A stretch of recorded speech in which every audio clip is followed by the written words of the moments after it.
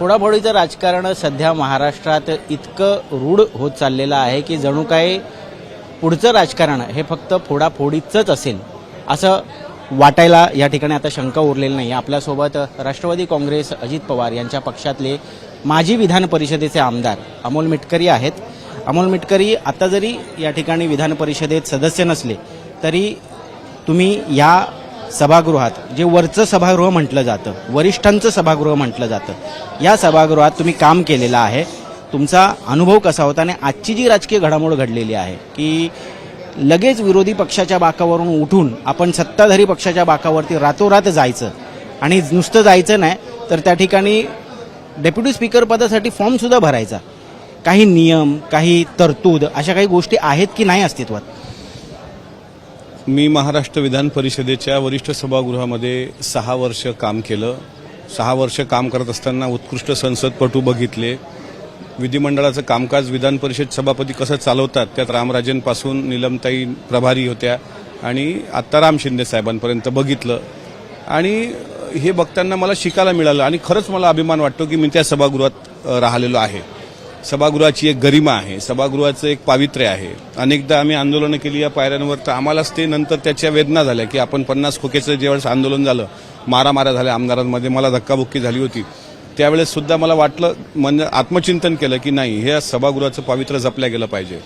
आत्ताच्या राजकारणामध्ये काय झालं की निष्ठा हा शब्द आता विष्ठेसारखा वाटायला लागलाय. म्हणजे प्रॉम्प्टली बोलतोय की काल काल पहिल्यांदाच अधिवेशनामध्ये आलो आणि लॉबीमध्ये मी सचिन भाऊ मला भेटले, सचिन भाऊ अहिर, आणि त्यांच्यासोबत मी चहाला बसलो. अनिल परब साहेब होते, जगन्नाथ अभ्यंकर साहेब होते. आम्ही चर्चा केल्या. म्हटलं तुमचा शिवसेनेचा मेळावा फार गाजला आहे. कुठल्या शिवसेनेचा? म्हणजे उद्धव ठाकरेंच्या शिवसेनेचा? हा 24 तासा आधीची गोष्ट. काल दुपारी सचिन भाऊ ज्या शिवसेनेत होते दुपारपर्यंत त्या शिवसेनेचा खूप चांगला झालाय म्हणलं. चंदन शिवे म्हणून एक वक्ते आहेत आंबेडकरी चळवळीचे, त्यांना तुम्ही ग्रीप द्या म्हटलं. गरीब मुलं आहेत, आमच्यासारख्या गरीब मुलांनाच दादांनी वक्तृत्वावर विधान परिषदेपर्यंत पाठवलं. एखादं जबाबदारी द्या.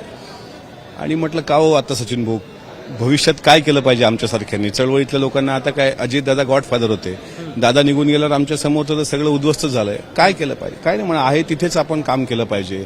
आपल्या पक्षश्रेष्ठींसोबत आपण चांगल्या पद्धतीनं बोलणं वगैरे सगळं ठेवलं पाहिजे. आणि दादा जरी गेले असतील तरी वहिनी तुम्हाला अंतर देणार नाहीत, त्यामुळं एकनिष्ठपणे काम केलं पाहिजे. हे बोलताना चेहऱ्यावरचे भाव कसे होते? म्हणजे तुम्हाला खरंच पटत होतं ते मनापासून? मला काल पटत होतं. 29 फेब्रुवारी, काल 29 जुलै ना, सॉरी 29 जून 29 जूनला दुपारी 3 वाजताचा हा विषय आहे. 24 तासही उलटले नाही, तो 1 वाजले. दुपारी 11-12 वाजला, 1 वाजला. मी तिथं येत असताना मला पत्रकार म्हणतात की उपसभापती करता सचिन भाऊंनी फॉर्म भरला. मला असं वाटलं उपसभापती करता फॉर्म भरला म्हणजे महाविकास आघाडी भरला असेल आणि ती संविधानिक प्रक्रिया आहे. कारण कालपर्यंत नीलमताई किंवा मनीषाताई कायंदे किंवा कृपाल तुमाने हे 3 लोक भरतील असे माझ्या कानावर होतं.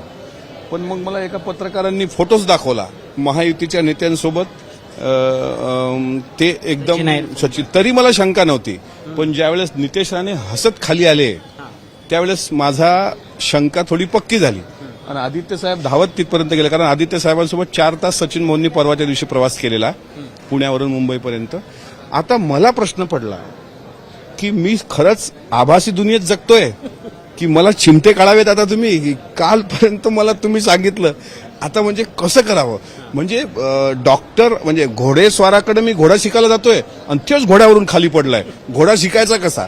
त्यामुळे बाबा आताच्या काळात काय होईल ना काय सांगता येत नाही. सचिन भाऊंच्या जाण्याने शिवसेनेला फरक पडतो नाही पडत तो त्यांच्या पक्षाचा आहे. सचिन भाऊ सारखा एक निष्ठावंत व्यक्ती ज्यावेळेस उपसभापतीचा अर्ज मी सत्तेमध्ये असून बोलतोय, मला प्रश्न म्हणूनच पडलाय की तुम्ही सत्तेत असून सुद्धा ही भावना व्यक्त करता. नाही, ही भावना आहेच ना. उद्या राष्ट्रवादीचे लोक, अनेक लोक जर समजा सत्तेत, आता काय फायनान्स खाता आमच्याकडे अजून आमच्या मोठ्या भावाने दिलेलं नाही. उद्या आमचे आमदार म्हणतील आम्हाला आमच्या मतदारसंघात विकास निधीच भेटत नाही, मग आम्ही जातोय तिकडे. अरे मग अजितदादांच्या नावावर तुम्ही मोठे झालात, अजितदादांच्या नावावर तुम्हाला हे भेटलंय, तसं बाळासाहेब ठाकरेंच्या नावावर खासदार निवडून आले, आमदार निवडून आले. सचिन भाऊंना मी एक निष्ठावंत शिपाई म्हणून बघतो शिवसेना उद्धव बाळासाहेब ठाकरे गटाचा. पण त्यांनी सुद्धा शस्त्र बॅन केली. याचं त्यांचा लहान भाऊ म्हणून मला फार वेदना आहेत, दुःख आहे. पण आता करू काय शकणार आहे आपण. शेवटी आपलं उत्तर ठरलेलं आहे. लोकशाहीमध्ये प्रत्येकाला अधिकार. अरे पण काही ना काही पक्षांतर्गत कायदेबंदीचा अधिकार म्हणजे एखाद्या माणसाला तुम्ही किती भडीमार करणार. उद्धव साहेबांना ठीक आहे, काही त्यांच्या झाल्या असतील चुका, तो त्यांचा प्रश्न आहे, पण एखादी व्यक्ती तुम्ही किती पोखरणार आतून.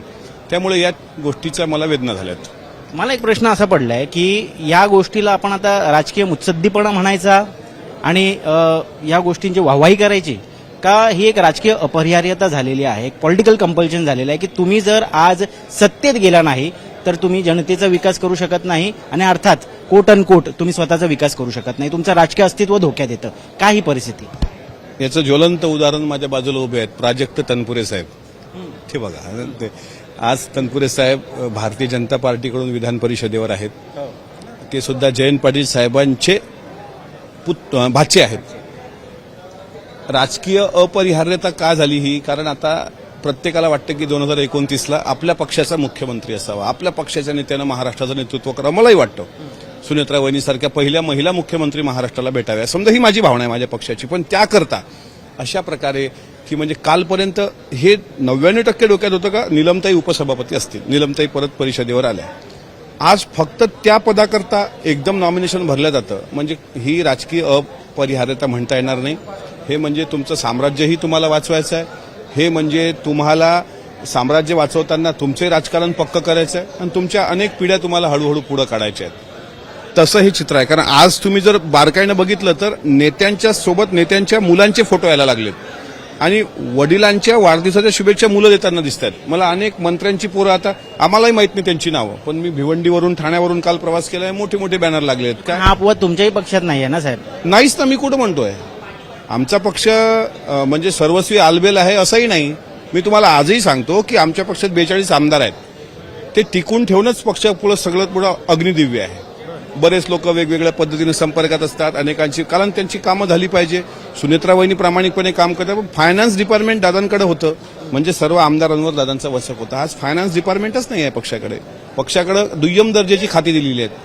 भारतीय जनता पार्टीकडून दुय्यम दर्जाची खाती, त्याच्यामध्ये एक्साईज खातं, अल्पसंख्याक खातं. त्याच्यामुळे आमदारांच्या पुढच्या काळात आणि आता येणाऱ्या काळात सुद्धा मुस्लिम समाजाची पदाधिकारी सुद्धा आता भारतीय जनता पार्टी नेत्याची भेट घ्यायला लागलेली आहेत. इकडे हिंदुत्वाचा हुंकार करणारी शिंदेसाहेबाची सेना, त्यांनी विधान परिषदेवर परभणीचे एक मुस्लिम त्यांचे नगरसेवक माजी महापौर काय मला वाटते त्यांना घेतलं. म्हणजे छत्रपती शिवाजी महाराजांच्या समोर बोलतो अगदी प्रामाणिकपणे. काल सुधीर भाऊ मुनगंटीवारांचं तुम्ही भाषण ऐका, मी ते ट्विटरवर टाकलंय. शेतकऱ्यांच्या बाबतीत असलेल्या संवेदना जशा बोथट आहेत, कागदोपत्री आहेत, तसे हे पक्षफुटी हे ते नाही बाबा, याला कंटाळेल. आणि मी तुम्हाला सांगतो सत्तेचा ताम्रपट घेऊन कोणी जन्माला येत नसतं. आज हा फुगा असा हळूहळू हळूहळू वाढतोय, पण त्याचा विस्फोट मात्र होणार भविष्यामध्ये. शेवटचा प्रश्न विचारतो आता की मला असं वाटतं की आता ठीक आहे, आज तुम्ही पुन्हा एकदा विधान परिषदेत संधी न मिळाल्यामुळे तुम्ही आमदार नाही आहात. येत्या काळात काही विधान परिषदेच्या जागा पुन्हा एकदा वेकंट आहेत, त्याच्या निवडणुका लागतील. भविष्यात तुमच्यासारखा तरुण राजकारणी किंवा अनेक तरुण राजकारणी यांनी काय आदर्श घ्यावा हे राजकारण बघून? उद्या जर तुम्हाला दुसऱ्या पक्षातनं ऑफर आली की आम्ही तुम्हाला विधान परिषदेचा आमदार बनवतो, तुम्ही आमच्या पक्षात याल, तर अमोल मेटकरी जाणार नाहीत का? हे बघा, भावनात्मक जर उत्तर म्हणण्याला आला की भावनेतून उत्तर द्या तर मला खरं उत्तर हवंय. खरं सांगतो ना. भावना आणि वस्तुस्थिती अशी आहे की पदावर असल्याशिवाय तुम्हाला लोकांना न्याय देता येत नाही. ही वस्तुस्थिती आहे का? तर वस्तुस्थिती आहे. एकदा तुमची पदं गेली की तुमच्याकडे लोक येत नाहीत. सदाभाऊ खोतांचं तुम्ही भाषण ऐका. आज माझ्याकडे पद होतं, आता ते पद नाही. इतर पक्षाच्या संपर्कातले इतर पक्षातले लोक होते, पण मी त्यांना स्पष्ट सांगितलं की तुम्हाला जे अपेक्षित माझ्याकडून आहे, म्हणजे ती क्वालिटी माझ्याकडे नाही. फायनान्शियल मी स्ट्रॉंग नाही आहे किंवा माझ्या मागं फार मोठा जनसमुदाय आहे असंही नाही आहे. मी मास लीडरही नाही आहे. मी एक चांगला ओरेटर आहे, चांगलाही म्हणत नाही, पण मी ओरेटर आहे. वस्तुस्थिती अशी आहे की शेवटी राजकारणामध्ये जर निष्ठा हा सिद्धांत लागू होतो. शिवाजी महाराजांच्या राजकारणातून जर आपण शिकलो की लग्न माझ्या मुलाचं उद्या लावणार, पण मी स्वराज्यासाठी मरणार, कारण मला शिवाजी महाराजांना राजा करताना पाहायचं आहे. कान्होजी नाईक जेदेंना आमिष दाखवलं गेलं होतं ना वतनाचं, की तुम्ही अफजल खान भेटीच्या वेळी आमच्या सोबत या, असं अफजल खानाने दाखवलं होतं आमिष. पण ते महाराजांकडे गेले की म्हणले मी आणि माझी 5 मुलं समर्पित मी सरदार असेल नसेल हे भाग नंतरचा, ही स्वराज्यातली निष्ठा होती. म्हणून आपण शिवाजी महाराजांना स्वराज्य निर्माते म्हणतो. आणि त्या महापुरुषांचा इतिहास सांगताना निष्ठा हा भावनात्मक जरी याला अँगल असेल तरी आता आपली अजितदादांप्रती आहे. पण मी एकटा निष्ठावंत असून जमणार नाही. मी फार हरिश्चंद्र स्वतःला समजून घ्यायला अर्थ नाही. एकटा निष्ठावंत असून चालत नाही. पक्षामध्ये मग सर्वांची निष्ठा पाहिजे. पण मग तुम्ही डिप्लोमॅटिक पण होऊ नका. तुम्ही याही तबल्यावर हात ठेवता त्याही तबल्यावर हात ठेवता असं होत नाही. मला बोलावणं होतं, मला विचारलं जातं, मला अनेक पक्षाकडून, मी ते सांगत नाही, अनेक पक्षाकडून मला विचारतात. मी असंच ऐन वेळेला दिसणार कुठल्या पक्षातून तुम्ही उमेदवारी सचिन भाऊंसारखे मोठे खिलाडी नाहीच आहे. आपण छोटे मासे आहे. आपल्याला कोण गळाला लावणार? गळाला मोठा मासा लावला जातो. आपण मोठे मासे नाही हे आपल्याला माहित आहे. पण एक सांगू का, सचिन भाऊ अनेक वर्षापासून त्या भागात त्यांनी प्रतिनिधित्व केलं. आमच्या राष्ट्रवादी काँग्रेस पक्षात पण सचिन भाऊ होते ना. नगरसेवक सगळे शिवसेनेचे असायचे, पण आमदार वरळीतून सचिन भाऊच यायचे. ही एक वेगळा करिश्मा. आज वरळी विधानसभा त्यांच्या इकडे येण्यानं ती खिळखिळ झालेली आहे. म्हणजे आता आदित्य साहेबांना पहिला प्रश्न त्यांची मतदारसंघ राखून ठेवण्याचा. प्रश्न दुसरा असा आहे की मी विधिमंडळात येण्यापूर्वी मी काय होतो, तर मी एक शेतकऱ्याचा पुत्र होतो. आज मी विधिमंडळात आलो म्हणून तुम्ही मला सगळे आमदार म्हणता. आता माझं ते पद गेलं, पण ते आमदार म्हणून ओळख कोणी दिली, तर ती आपल्याला दादांनी दिली. त्या व्यक्तीशी प्रामाणिक राहिलं तरी महाराष्ट्र उपाशी ठेवत नाही. बारामतीकरांचं प्रेम आहे, जे आहे त्यात आपण समाधानी आहे. आणि आपले साखर कारखाने, पतसंस्था, दूध संघ, शिक्षण संस्था, ANM GNM कॉलेज, हे असं काहीच नाही. कुठल्या मंत्र्याकडे आपलं काम नाही आहे. गेलं तर कोणी मंत्री करत पण नाही. माझ्या पक्षाचे तर मंत्री मला भेटतच नाहीत. त्यांचे OSD सचिव पण फोन उचलत नाहीत. ही वस्तुस्थिती आहे. फक्त एक दार उघडं आहे देवगिरीचं, ते सुनेत्रा वहिनींचं.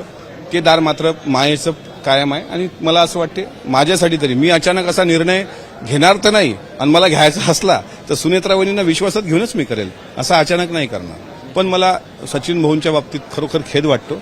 बाकीच्यांचं मी समजू शकलो असतो एक वेळ, पण सचिन भाऊंचा हा शॉक, हा मला वेदनादायी. निश्चित तुमच्या पुढच्या राजकीय भवितव्यासाठी आणि वाटचालीसाठी मुंबई तककडनं तुम्हाला शुभेच्छा. आणि तुम्ही येत्या काळात राजकीय मुत्सद्दीपणा दाखवणार की राजकीय गरजेला बळी पडणार, त्याच्यानंतर सुद्धा आम्ही तुम्हाला हेच प्रश्न विचारू. तर इंटरव्ह्यू जपून ठेवा, तुम्ही कामा येणार तुमच्या. निश्चित. तर एकीकडे सत्तेत जाण्यासाठी विरोधी बाकावरती बसलेल्या आमदारांची रीग लागलेली आहे, परंतु एक सत्तेत असलेल्या सत्ताधारी पक्षातला कार्यकर्ता, एक माजी आमदार म्हणून जी खंत आज अमोल मिटकरी यांनी या ठिकाणी व्यक्त केलेली आहे ती फार बोलकी आहे, फार सूचक आहे. यातनं काय घ्यायचंय हे ज्यांनी त्यांनी घ्यावं. मी ऋत्विक भालेकर, सचिन सावंतसोबत मुंबई तकसाठी.